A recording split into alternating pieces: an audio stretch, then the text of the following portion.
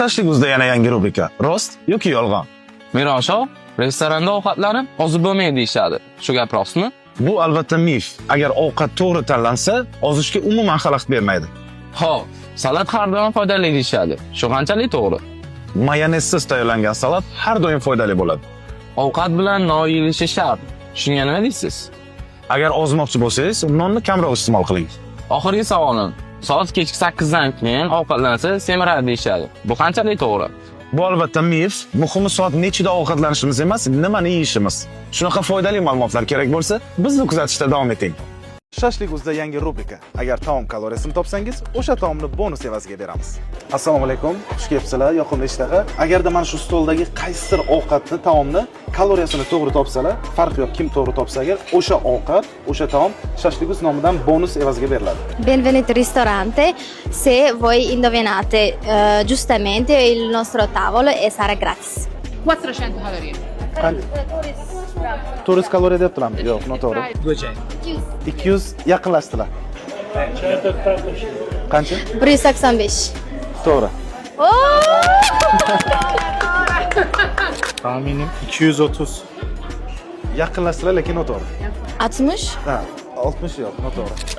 1000 калорий. Спасибо большое. Это щи. Ребенок говорит 75. Правильно. Тут же еще орехи, говорят. Ну тогда, наверное, под 90, скорее всего. Нет? Спасибо. Это массовая. Да. И я думаю, что здесь 85. Точно. Поздравляю вас. Shashliguzda sizlarni kutib qolamiz. Keyingi ishtirokchi aynan siz bo'lishingiz mumkin. Agar ovqat juda mazali bo'lsa, demak u zararli degan gapni juda ko'p eshitganmiz. Buni esa bugun Shashliguzda tekshirib ko'ramiz. Ha, ko'rinishdan kaloriyasi ko'pga o'xshaydi, lekin aslida esa qanaqa? Oz ko'rib chiqamiz. Bu yerda mol go'shti oqsil va temir manbai, sabzavotlar esa kletchatka, ya'ni go'shtni hazm qilishga yordam beradi. Endi esa tatib ko'ramiz. Juda ham mazali. Kechki ovqat aynan mana shunday bo'lishi kerak. Mazali, chiroyli va foydali. Shashliguz halol va sifatli tanlov. Shashliguzda ozdiradigan va vazn beradigan ovqatlar. Ozish uchun salatlardan vinegret oling. Vazn olish uchun esa avokadoli salat. Ozish uchun birinchi ovqatga mastava oling. Vazn saqlash uchun esa go'ja. Ozish uchun burgerlardan chicken burger oling. Vazn olish uchun esa cheeseburger. Ozish uchun ikkinchi ovqatga kotleta oling. Vazn olish uchun esa asarti shashlik. Shashliguz halol va sifatli tanlov. Go'sht semirtiradi deb o'ylaysiz, to'g'rimi? Xato qilasiz. 20 soniya vaqt bering, tushuntirib beraman.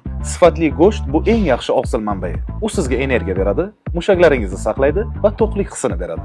Biz ko'p go'sht yeganimiz uchun semirmaymiz, aksincha, kam yeganimiz uchun semiramiz. Chunki qancha oqsil kam bo'lsa, shunchalik to'yish hissini sezmay qolamiz. Shashliguzda go'sht tabiiy, yog'i kamaytirilgan va har bir porsiya balansli tayyorlanadi. Men bu yerda nafaqat mazali, balki sog'lom ovqatlanishni topdim.